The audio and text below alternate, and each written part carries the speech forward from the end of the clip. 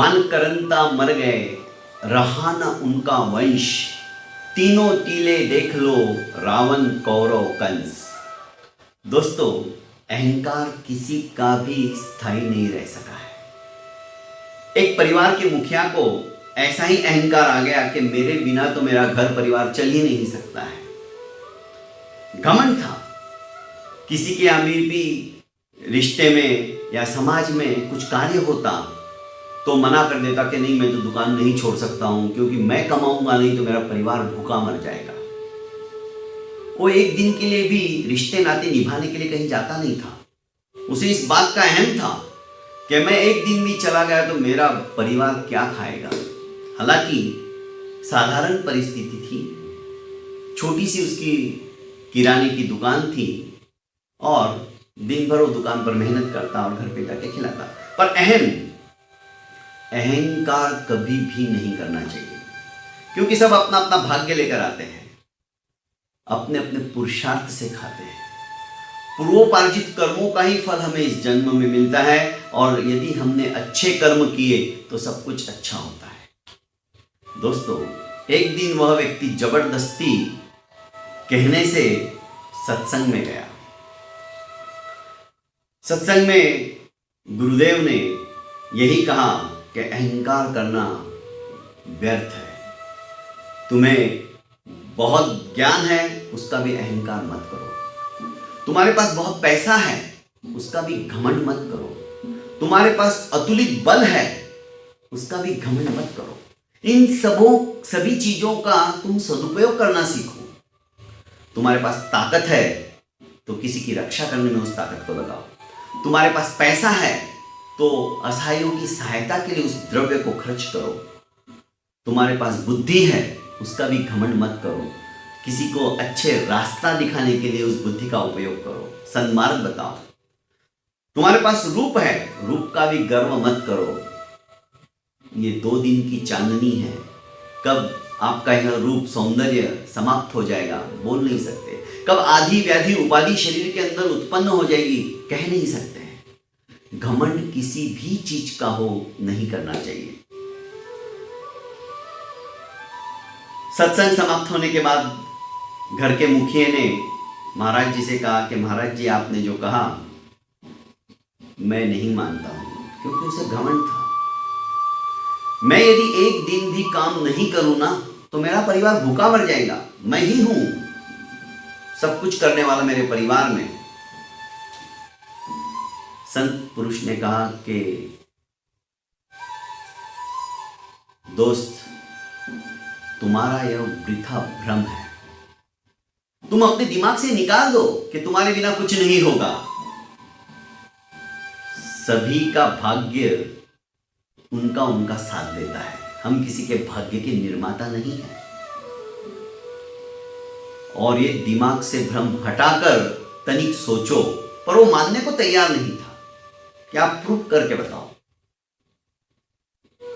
उन्होंने कहा ठीक है, तुम मेरे ही आश्रम में 6 महीने के लिए रहो, तुम्हारे खाने पीने की व्यवस्था हो जाएगी। पर तुम देखो, तुम्हारे 6 महीने के गायब होने के बाद में परिवार का उदर पोषण कौन करता है, कैसे होता है, क्या वो सचमुच में भूखे मरते हैं या नहीं, तुम्हें ज्ञात हो जाएगा। मंजूर अड़ा हुआ था अपनी बात पर।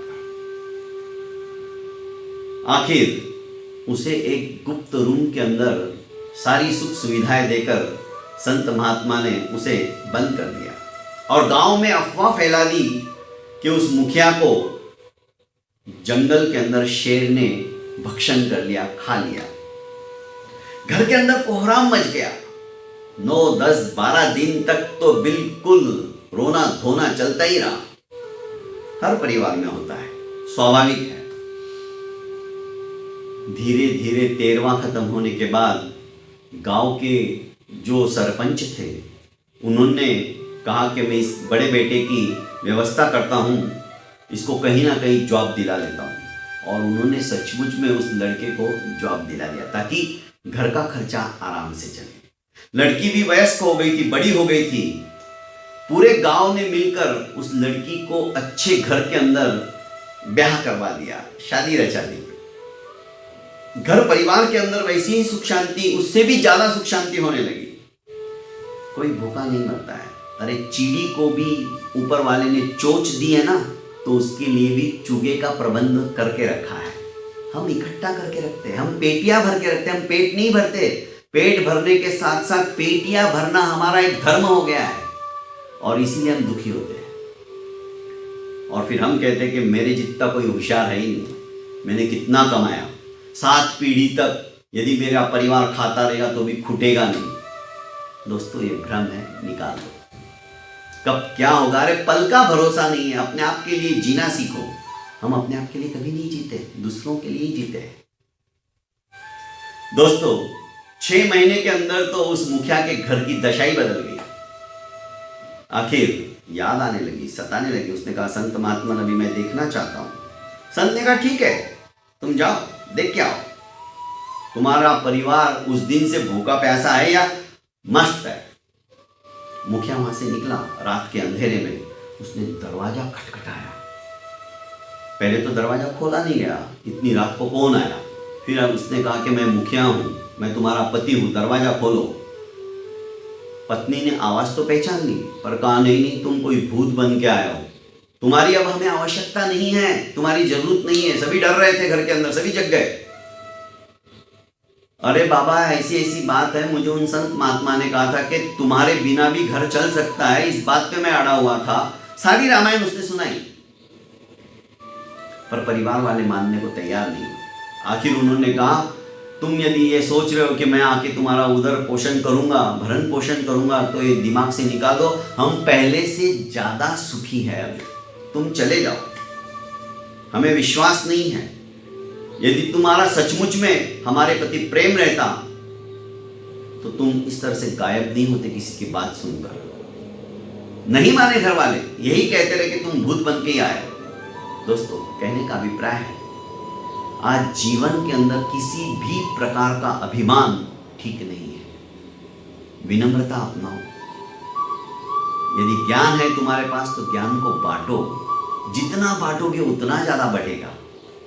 अभिमान किसी का भी टिका हुआ नहीं है, रह नहीं सकता है। बड़े बड़े सम्राट चले गए जिन्हें गर्व था कि इस संसार को मैं चला रहा हूं, कोई चलाने वाला नहीं, वो ऊपर वाला है। बहुत बहुत धन्यवाद।